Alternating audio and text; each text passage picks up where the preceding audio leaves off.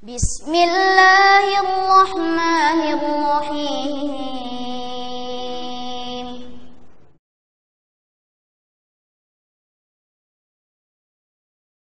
Bismillahirrahmanirrahim. Assalamualaikum warahmatullahi wabarakatuh. Waalaikumsalam.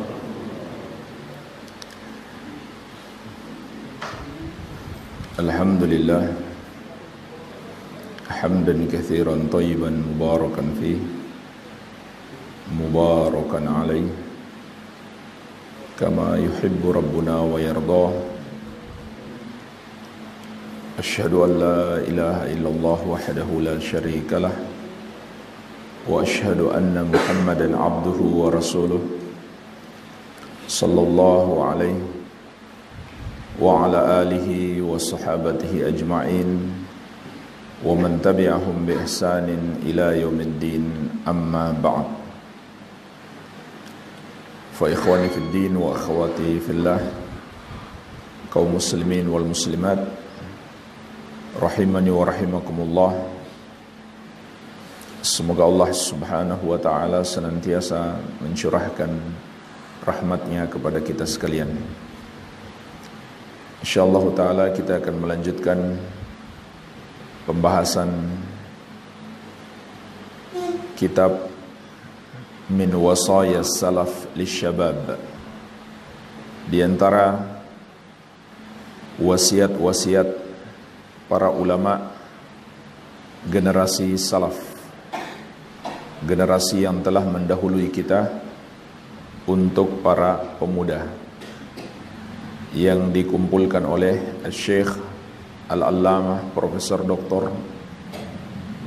Abdul Razak bin Abdul Muhsin Al-Abbad hafidhahumallah ta'ala. Kita masuk pada Al-Wasiyatul Thalithah, wasiat yang ketiga. Maja'a an Malik bin Dinar, nasihat dari ulama salaf dahulu, yaitu dari Imam Malik bin Dinar rahimahullahu ta'ala. Beliau berkata, innamal khairu fi syababi, kebaikan itu hanyalah terdapat pada para pemuda. Jemaah sekalian, apa maksud ucapan beliau? Syekh Abdul Razak menjelaskan di sini Imam Malik bin Dinar memberikan sebuah peringatan yang sangat agung akan pentingnya usia muda. Betapa urgennya masa muda itu. Di masa muda kita bisa meraih lebih banyak manfaat untuk akhirat kita maupun untuk dunia kita. Maka yang beliau maksudkan di sini, hendaklah kita benar-benar memanfaatkan masa muda kita untuk menggapai kemanfaatan bagi kita. Apakah manfaat bagi kehidupan dunia kita, terutama manfaat untuk kehidupan akhirat kita. Dan yang paling bermanfaat untuk kehidupan akhirat kita, yang hendaklah kita perbanyak di masa muda, adalah menuntut ilmu, mendalami ilmu agama, berusaha mengamalkannya dengan baik, dan menyebarkannya seluas-luasnya. Manfaatkan masa muda kita. Kemudian Syekh juga mengingatkan Kalau kita tidak manfaatkan masa muda, Allah anugerahkan kepada kita kekuatan tubuh, namun kita tidak manfaatkan dengan baik. Jika kekuatan tubuh ini berpadu dengan waktu kosong, waktu luang, nggak ada kesibukan, maka ini akan menjadi malapetaka bagi kita. Kalau kita nggak ada kesibukan yang bermanfaat. Kalau ditambah lagi dengan kekayaan, waktu melimpah dan kekuatan tubuh, maka ini akan semakin merusak. Sebagaimana dikatakan oleh para penyair dahulu, inna syababa wal faragha wal jadah mafsadatun lil mar'i ayyu mafsadatin. Inna syababa wal faragha wal jadah mafsadatun lil mar'i ayyu mafsadah. Sesungguhnya masa muda, waktu luang, dan kekayaan itu akan merusak seseorang dengan segala bentuk kerusakan atau kerusakan yang besar. Ini jemaah sekalian yang harus kita waspadai. Kekuatan tubuh di masa muda, termasuk nikmat kesehatan, kemudian gak punya kegiatan yang bermanfaat, banyak nganggur, sedikit kegiatan yang bermanfaat, maka ini akan merusak, akan menyerumuskan hamba kepada kerusakan. Kalau ditambah lagi dengan dia punya kekayaan, mungkin orang tuanya kaya, maka akan tambah merusak lagi. Oleh karena itu, bagaimana seharusnya agar masa muda ini tidak malah merusak kita? Sibukkan diri dengan hal-hal yang bermanfaat, terutama mendalami ilmu agama. Jadi jemaah sekalian, kalau berkumpul tiga ini pada seseorang, kekuatan tubuh di masa muda, kesehatan, kemudian waktu yang kosong gak digunakan, tidak ada kegiatan bermanfaat, kemudian kekayaan, ini akan merusak seorang. Kemudian jemaah sekalian, kata Syekh, dia akan semakin merusak kalau ditambah dengan satu lagi. Apa itu? Kathratul fitan, banyaknya fitnah-fitnah. Semakin banyaknya ujian-ujian, baik ujian syahwat maupun syubhat.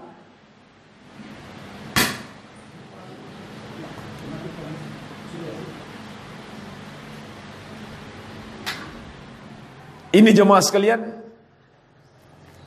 dua bentuk ujian yang dapat menghancurkan seorang hamba,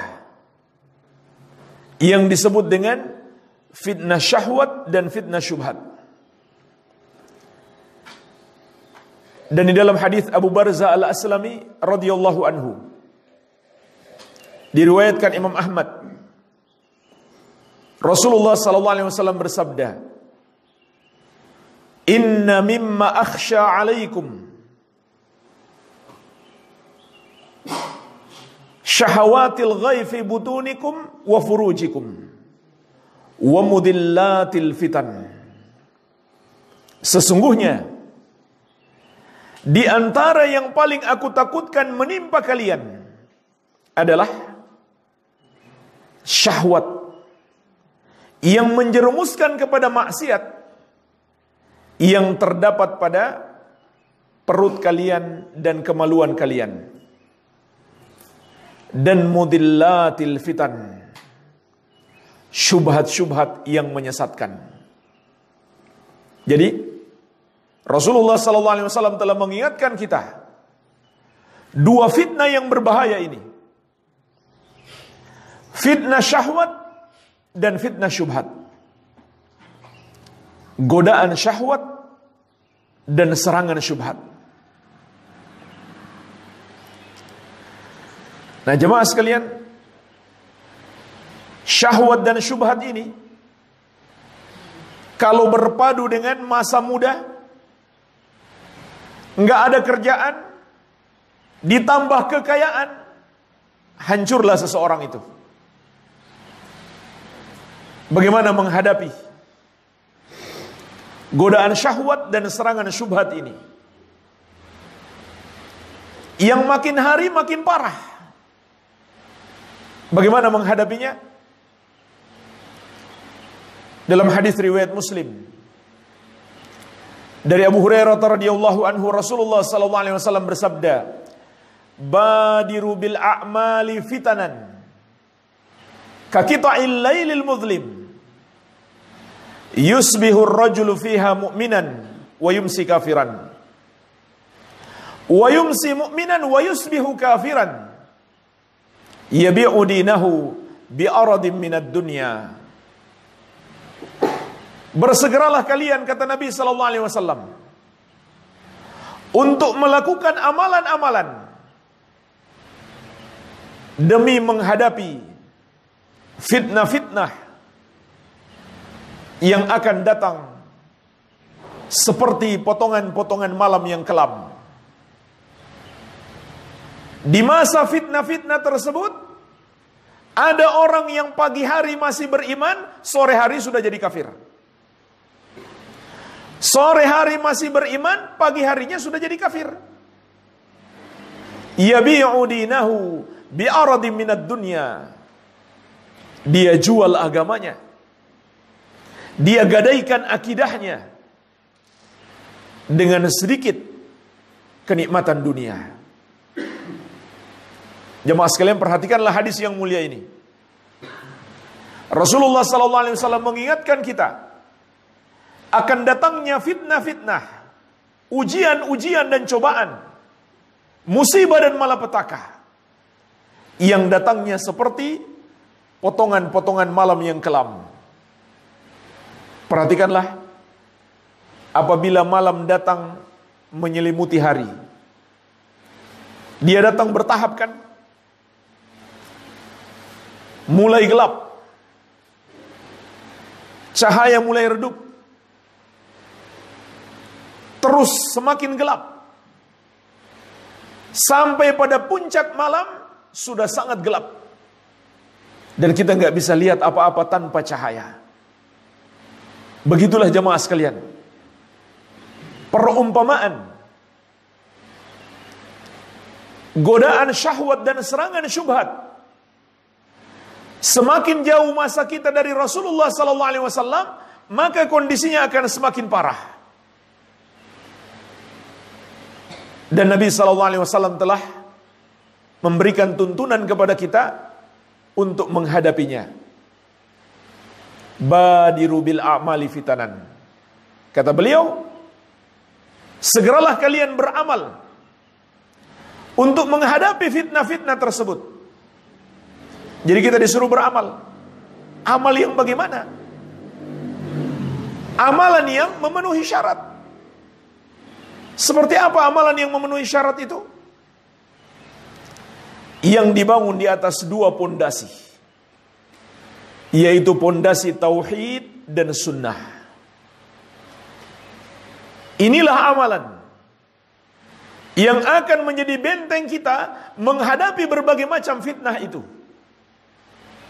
Amalan yang dibangun di atas dasar tauhid dan sunnah. Ini dua syarat, dua pondasi diterimanya amalan. Yang pertama dibangun di atas dasar tauhid dan membersihkan amalan kita itu dari segala macam bentuk kesyirikan. Baik syirik besar maupun syirik kecil, riya.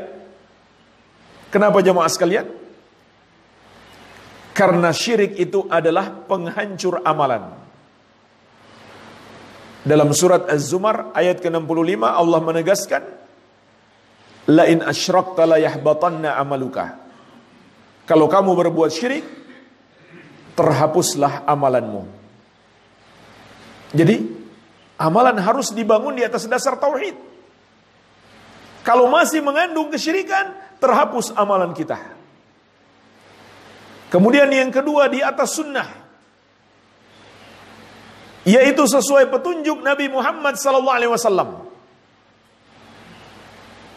Dan kita bersihkan dari segala macam bentuk perbuatan bid'ah, mengada-ada dalam agama.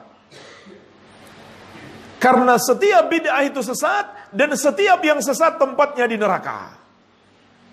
Siapa yang bilang begitu? Itu bukan ucapan ulama.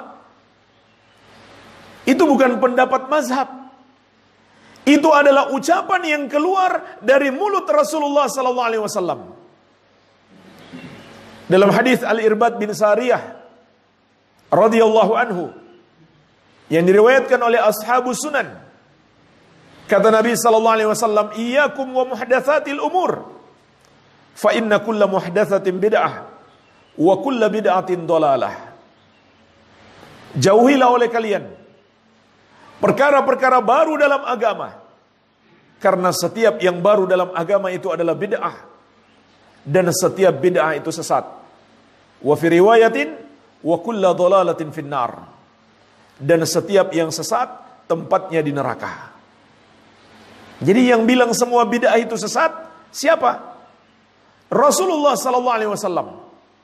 Namun sangat disayangkan, ada sebagian umat beliau alergi kalau mendengarkan kata-kata bid'ah itu sesat, padahal yang bilang begitu adalah Rasulullah SAW.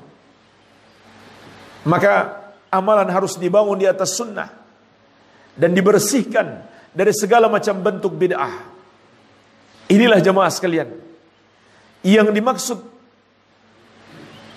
di dalam hadis Nabi SAW yang memerintahkan kita untuk beramal demi menghadapi berbagai macam fitnah ini, yaitu amalan yang dibangun di atas dasar tauhid dan sunnah. Pertanyaannya jemaah sekalian, bagaimana kita bisa merealisasikan amalan berdasarkan tauhid dan sunnah? Maka harus dimulai dengan menuntut ilmu agama, mempelajari ilmu agama, barulah kita bisa mengamalkannya dengan benar. Kalau kita nggak belajar, bagaimana cara mengamalkan? Dan mempelajarinya pun harus dari sumber yang benar, yaitu Al-Quran dan Sunnah, sesuai pemahaman Ahlus Sunnah wal Jamaah. Inilah jalan untuk menghadapi berbagai macam fitnah tersebut. Jadi ini nasihat Syekh, 4 yang harus kita hindari dan bagaimana menghadapinya. Betapa bahayanya kalau kita tidak punya senjata untuk menghadapinya. Yang pertama, nikmat yang Allah berikan di masa muda, yaitu nikmat kekuatan fisik, nikmat kesehatan. Yang kedua, waktu luang. Yang ketiga, nikmat harta. Yang keempat, fitnah-fitnah, baik syahwat maupun syubhat. Ini 4 kalau berkumpul pada diri seorang hamba, maka dia akan menjadi kerusakan yang besar. Menghadapinya adalah dengan menyibukkan diri kita untuk menuntut ilmu agama, agar kita bisa beramal di atas 2 pondasi, yaitu tauhid dan sunnah. Maka inilah yang akan menyelamatkan kita. Jemaah sekalian, mungkin ini saja yang bisa kita bahas pada kesempatan ini. Barangkali ada pertanyaan sebelum kita tutup, saya persilakan.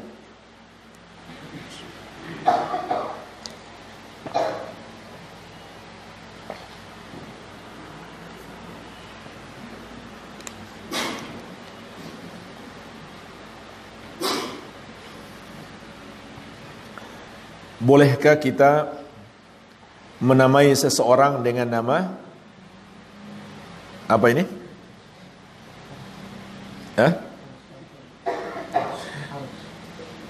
Arsh. Arsh, Ustaz? Subhanallah. Bolehkah menamai seorang dengan nama Arsh? Saya kira tidak tepat ya. Karena Arsh itu adalah makhluk khusus, yaitu makhluk Allah yang paling besar dan paling tinggi. Rabbul Arshil Azim, yang disifatkan sebagai arsy yang agung. Allah pemilik arsy yang agung. Dan juga belum kita dapatkan, belum kita ketahui ada sahabat yang dinamakan Arsh. Memberi nama itu yang paling bagus nama-nama para nabi dan rasul dan orang-orang soleh yang terdapat dalam Al-Quran. Kemudian nama para sahabat Nabi Muhammad SAW yang terdapat di dalam banyak hadis atau dalam kisah-kisah Rasulullah SAW. Itu yang bagus.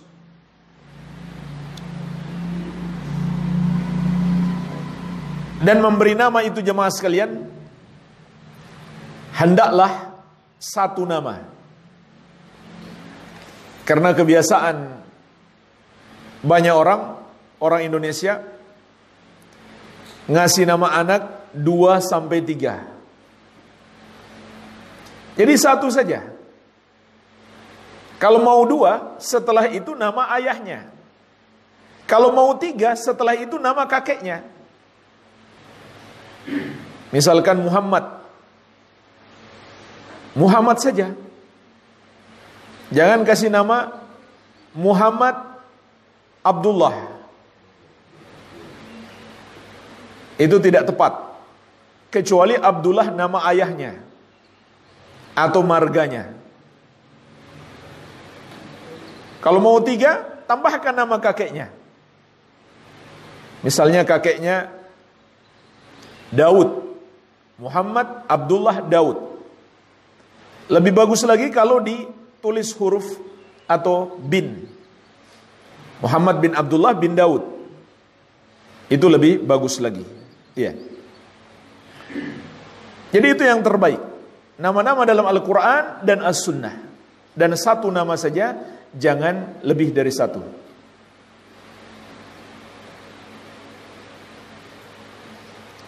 Apakah boleh kuliah yang sudah jelas ikhtilat dan sibuk dengan urusan dunia, apalagi kuliah kedokteran dengan dalil hanya untuk birrul walidain? Mohon nasihat dan doanya agar ana diizinkan untuk mondok Ustaz. Jemaah sekalian, pada dasarnya kita belajar di tempat campur baur antara laki-laki dan perempuan, maka itu tidak boleh. Karena Allah Azza wa Jalla berfirman, "Wa idza sa'altumuhunna mata'an fas'aluhunna min wara'i hijab, dzalikum atharu liqulubikum wa qulubihin." Kata Allah kepada para sahabat dan kepada istri-istri Nabi sallallahu alaihi wasallam, kalau kalian butuh sesuatu, mau minta sesuatu dari istri-istri Nabi, mintalah dari balik hijab. Karena itu lebih suci bagi hati kalian dan hati mereka. Subhanallah, perhatikan ayat ini. Ini perintah Allah pertama sekali kepada generasi terbaik. Orang-orang yang paling mendalam ilmunya dan paling suci hatinya, paling baik hatinya. Tapi Allah masih suruh mereka untuk berinteraksi dari balik hijab.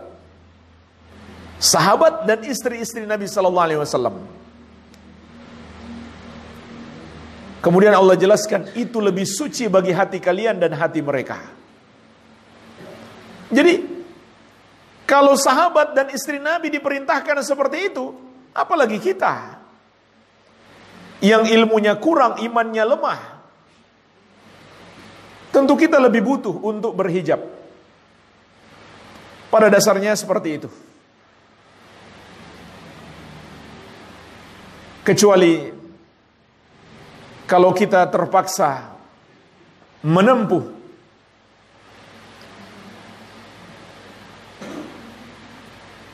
pelajaran atau pendidikan di tempat seperti itu demi kemaslahatan yang lebih besar. Dan ilmu kedokteran untuk kepentingan umat Islam ini termasuk hukumnya fardu kifayah. Jadi termasuk wajib bagi sebagian kaum muslimin. Apabila tidak ada tempat belajar lain yang tidak ikhtilat, maka banyak ulama berfatwa demi kemaslahatan yang besar boleh menempuh mudarat yang ringan atau mudarat yang lebih ringan demi kemaslahatan yang lebih besar. Sebagai contoh ilmu kedokteran, ini maslahatnya besar sekali untuk Islam dan kaum muslimin.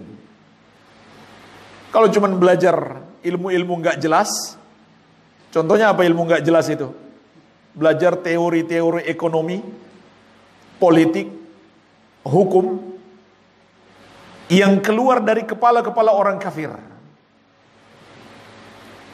Ilmu-ilmu yang nggak jelas, yang lebih banyak bertentangan dengan syariat,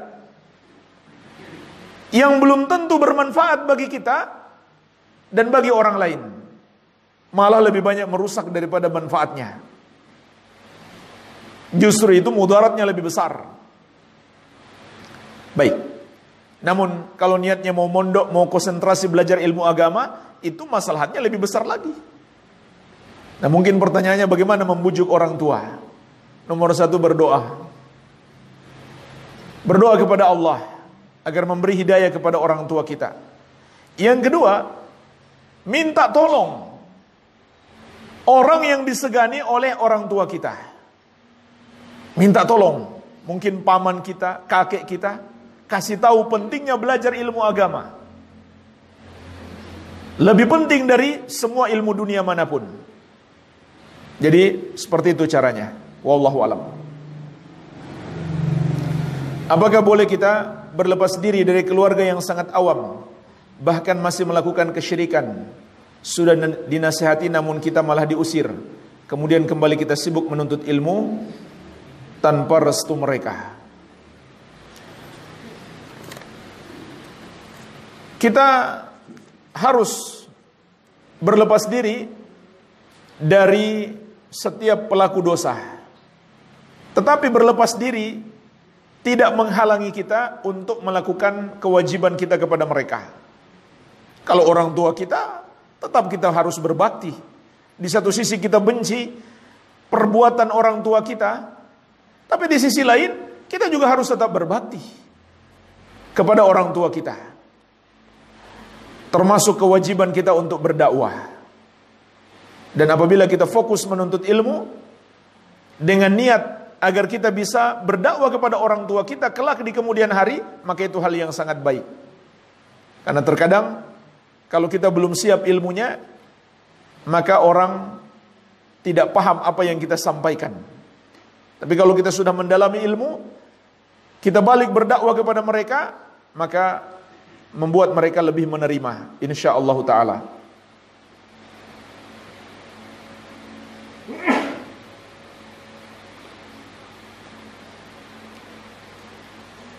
Apakah termasuk kekafiran? Tidak mengkafirkan orang kafir. Iya, sepakat ulama, tidak ada perbedaan pendapat. Man lam yukaffiril musyrikin aw syakka fi kufrihim aw sahhaha madhhabahum kafara ijma'an.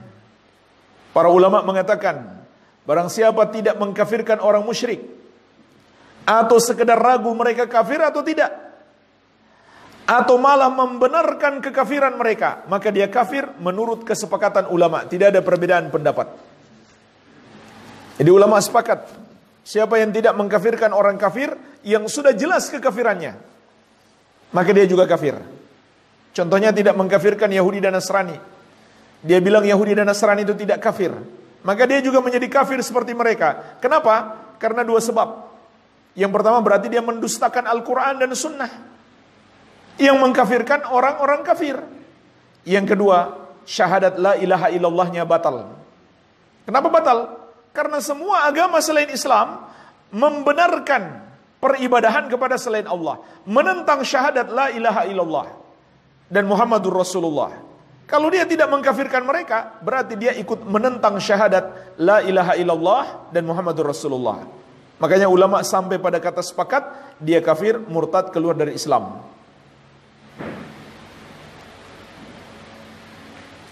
Apakah sekarang masih ada orang-orang yang menyembah orang soleh? Masih banyak. Miliaran jemaah sekalian. Miliaran manusia menyembah Nabi Isa alaihissalam. Nabi Isa yang mereka sebut Yesus, itu orang soleh. Miliaran manusia hari ini. Itu yang non muslim. Yang mengaku muslim, ada juga menyembah orang soleh. Caranya bagaimana? Dia berdoa kepada penghuni kubur yang dia anggap sebagai wali, dia anggap sebagai orang soleh. Doa itu ibadah. Doa itu adalah ibadah. Kalau dia berdoa kepada orang soleh, maka dia telah menyembah orang soleh tersebut. Iya.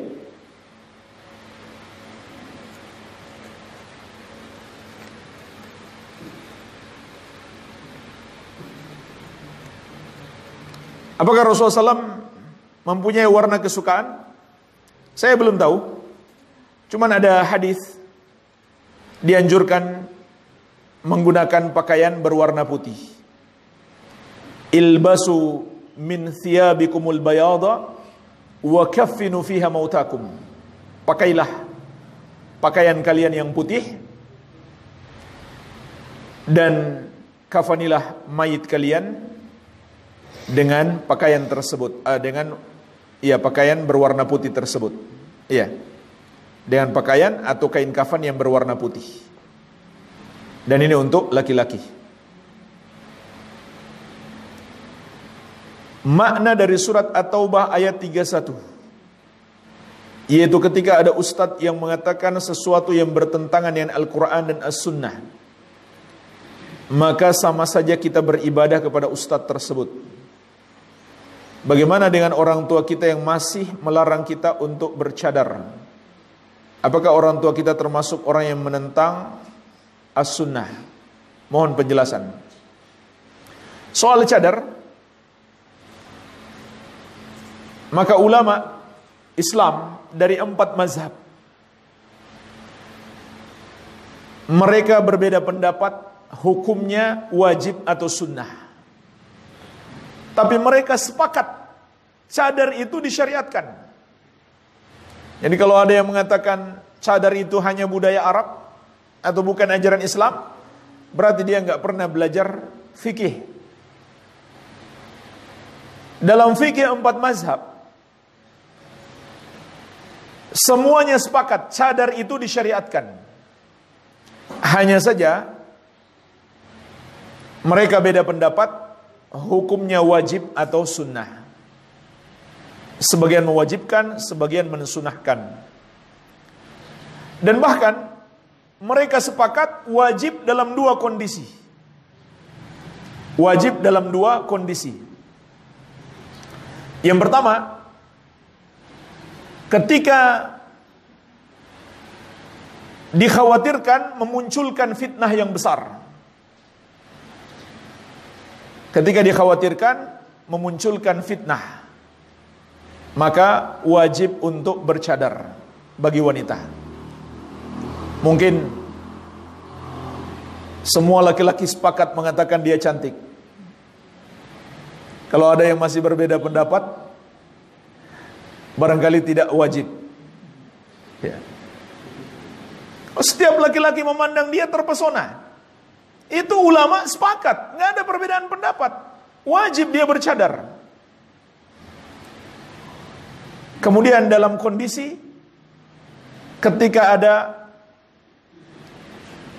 laki-laki yang memandang dia dengan syahwat, wajib dia bercadar. Itu sepakat ulama, tidak ada perbedaan pendapat.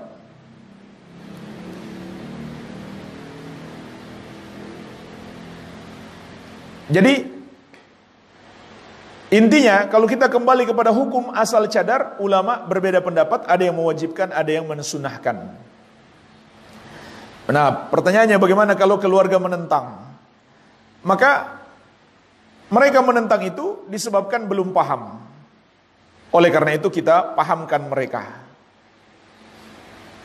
Dan bagi para wanita yang keluarganya masih menentang, pertama pahamkan mereka, jelaskan kepada mereka. Yang kedua, cadar itu kan kalau di rumah nggak wajib, ya nggak apa-apa kalau di rumah. Kalau hanya keluarga semuanya nggak usah dipakai. Kemudian kalau memang ditentang sama sekali, nggak bisa make. Kalau make nanti khawatir tertimpa mudarat, boleh pakai masker atau semacam apa itu? Ya masker kan namanya. Ya. Dan pahamkan mereka. Kemudian saran saya cepat-cepat nikah. Ya. Supaya dia sudah berada di bawah tanggung jawab suaminya. Bukan lagi keluarganya yang belum paham. Tapi tetap berusaha untuk mendakwahi mereka. Ya. Kemudian jemaah sekalian, yang dimaksud beribadah kepada makhluk, apakah makhluk itu seorang ustadz atau pemimpin? Itu kalau kita sampai pada tingkatan menghalalkan yang haram atau mengharamkan yang halal. Itu yang dimaksud beribadah kepada makhluk. Jadi misalkan ada seorang ustadz atau seorang kiai, dia mengatakan khamar sudah tidak lagi haram. Kenapa sudah nggak haram? Mereka sudah sampai tingkat hakikat atau ma'rifat. Ini kufur. Menghalalkan yang haram. Ini adalah kekufuran. Kenapa? Yang berhak menghalalkan dan mengharamkan hanya Allah. Nah, kalau ada murid-muridnya yang ikut ustadznya, seperti apa bentuk mereka mengikuti? Ada dua bentuk. Yang pertama, mereka minum khamar, tapi mereka tetap yakin hukumnya haram. Maka ini adalah dosa besar. Tapi mereka tidak sampai dikatakan kafir. Yang kedua, mereka rubah keyakinan mereka. Jadi mereka katakan, kalau begitu bagi kita khamar sudah tidak haram. Kenapa? Guru kita bilang nggak haram. Tadinya mereka yakin haram karena jelas ayatnya, jelas hadisnya. Lalu mereka haramkan, mereka halalkan demi mengikuti gurunya. Mereka katakan hukumnya sudah halal. Maka itu sama saja mereka telah menyembah guru mereka. Mereka telah terjerumus dalam dosa kesyirikan. Kenapa? Karena yang berhak menghalalkan dan mengharamkan hanya Allah dan bukan gurunya. Jadi perlu dipahami, beda antara melakukan yang haram dan menghalalkan yang haram. Beda ya? Ada orang minum khamar. Dia minum setiap hari. Pemabuk dia. Tapi dia masih yakin khamar ini haram. Maka dia disebut pelaku dosa besar. Kalau ada orang yang mengatakan khamar ini halal walaupun dia tidak minum, maka dia kafir. Jadi bedakan antara melakukan yang haram dan menghalalkan yang haram. Semoga bermanfaat. Lebih dan kurangnya saya mohon maaf. Wabillahi taufik. Subhanakallahumma bihamdik. Asyhadu an la ilaha illa anta. Astaghfiruka wa atubu ilaik. Wa sallallahu ala nabiyyina Muhammadin wa alihi wa sallam. Walhamdulillahi rabbil alamin. Wassalamualaikum warahmatullahi wabarakatuh.